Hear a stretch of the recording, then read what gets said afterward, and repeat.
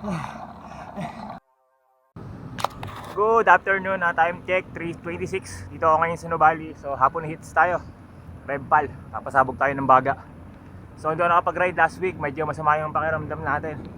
Nadali tayo ng Amoeba. LBM to the max ako. So kaya ride tayo para makabawi-bawi. So alam niyo na kung saan, sa Revpal. Kaya tara.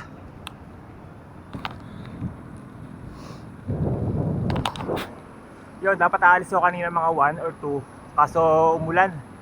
So ngayon kakatila lang. So sana hindi na umulan. Problema, wala akong dalang ilaw. So tignan ko kung pagdating ko ng Marcos Mansion, kung ganun kadilim na, hanggang dulo lang ako. Pero kung kaya po kumakyat, akit ako. Sayang naman kung hindi ako aakyat. Pero sana hindi pa ganun kadilim. Marami nagbabike ko, may makasabay din ako. Circle, unang ahon.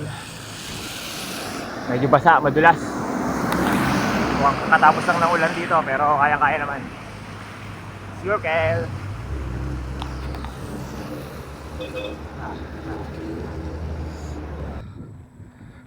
Approaching Marcos Mansion. May nasabay ako mga bata, ang kulit. Di mabagal lang yung pacing ko. Overtake siya, di nasa unahan ko siya. Tapos bigla siya nagbagal. Di ako, overtake na ako kasi nabagal siya. Kung may nililingon sa likod niya, parang kasama niya. Then nung overtake ako sa kanya, ayaw niya akong pasingitin sa kabilang side. Kasi nasabayan niya ako. Ikaw ang weird, diba? Hindi naman ako galit. Ang weird lang. So, paitak na ulit.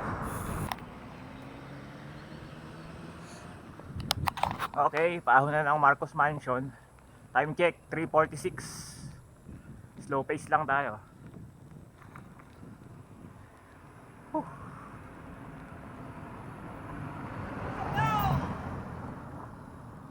May sumisigaw sa van. Hindi ko naman naiintindihan. Kung shoutout, edi shoutout sa'yo, naka-van.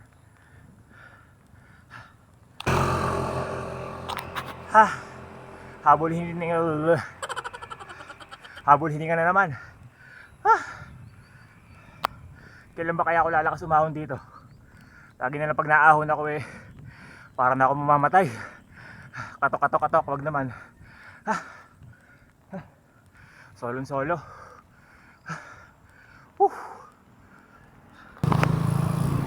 Okay, Marcos Mansion na. So diretso na, di na ako titigil. Diretso ahon na kambal ahon. Pagod. So ito na yung pinaka-challenging part sa papuntang Revpal. Maliban dun sa 2 km of rain. Itong rough road. Ngayon medyo basa. Kaya doble ingat. May kilang naman to, wala pang 100 kilometers. Hindi, joke lang. Wala pa tong 500 meters. Up, next ahon. Kambal ahon. Isang maliit, isang malaki. Medyo maganda panahon dito, maaraw. Sa baba ay maulan. So bala ko sana tumigil kay Mami Tess, pero diretso na ako sa taas. Makabuta pa ako ng dilim. So ito na, kambal ahon. Yun, time check 4:02. Tapos na ako sa kambal ahon. Sa wakas. Tulo sipong ko. Padyak ulit. So ano muna tayo, recover. Para may bakbakan ulit sa 2 km of pain. Tamang recover muna ngayon. Pagod.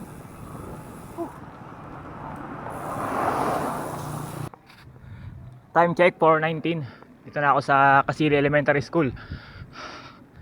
Grabe, wala pa ako sa 2 km. Balda na. Sa may tindahan dito, pahinga muna ako. So ayun na yung tindahan. Pahinga muna ako.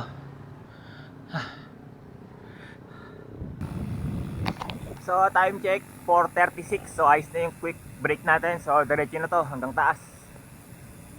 Ito na, bakbakan na. Ahon na, ahon.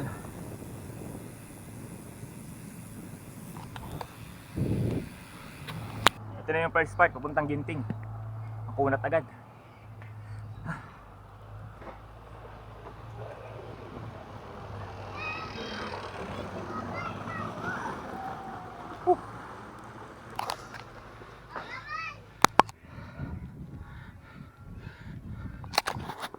Ahon pa din.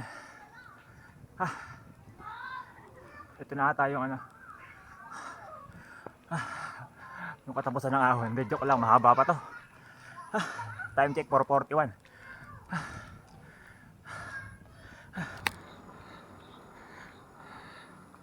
Up 2 km na.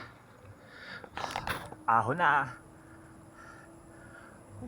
Jab-jab lang tayo para makatagal.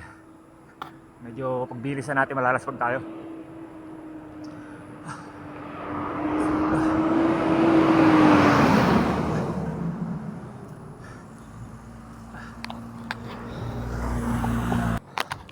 Grabe, sabog baga ako dito.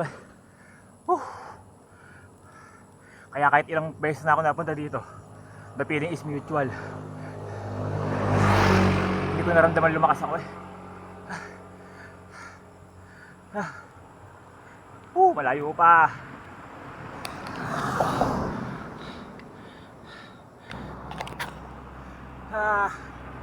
Ahon. Ahon, ganda na view.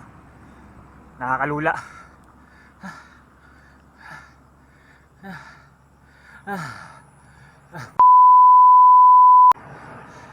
Ang kunat mo.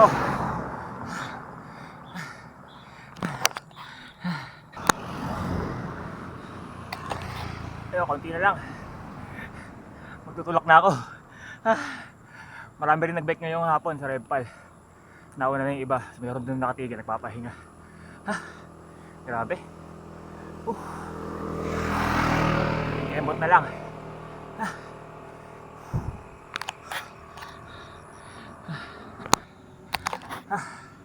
Sa akin pag sinisipon ka sa umaga, mag-Rebpal ka lang, tanggal yung sipon mo. Alam mo kung bakit? Tulo na. Nawala kakatulo. Konti na lang.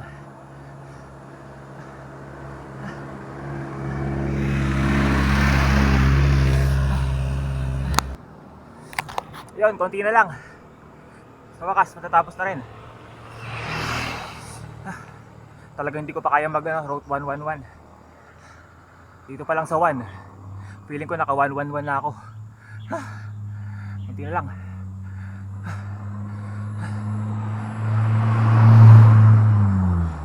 Konti na lang, KOR na.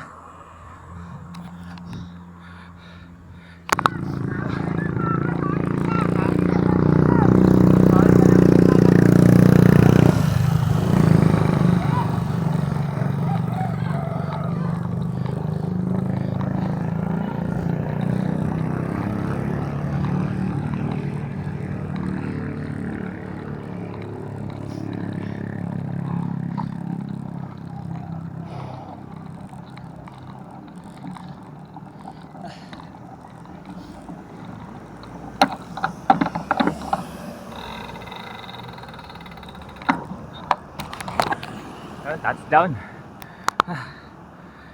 Ito, may ano tayo, followers tayo. Ayan, shoutout ka na. Shoutout sa mama ko. Nagpaalam ka ba? Si Pida pa ako 20. O 20 hanggang Rebpal. Ano pa kaya, idol? Ano?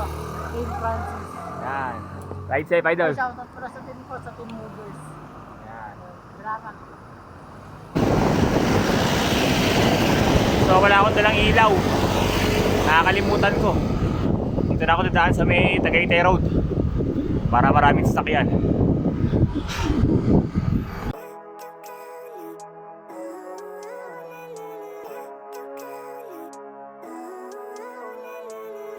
Living life every day, late at night, not okay. All I want, and I pray, all I need are some better days. Fuck me, I'm looking in the mirror, so foggy, but I've never seen clearer. I don't really think anyone can save me, and honestly I'm not really sure I want saving. I like to be my own worst enemy. There's no risk if you don't try at anything, so I'ma just keep buying everything. See you in the next life, have to be a better me. I don't think that my head's on straight, gotta flip it and grip it and go and get an x-ray. What's wrong with me? I just feel weight pushing on my chest and it squeezes till I suffocate. Better change my mindset, meditate. It's pretty cool that I'm alive and have better days. I could walk, see, hear.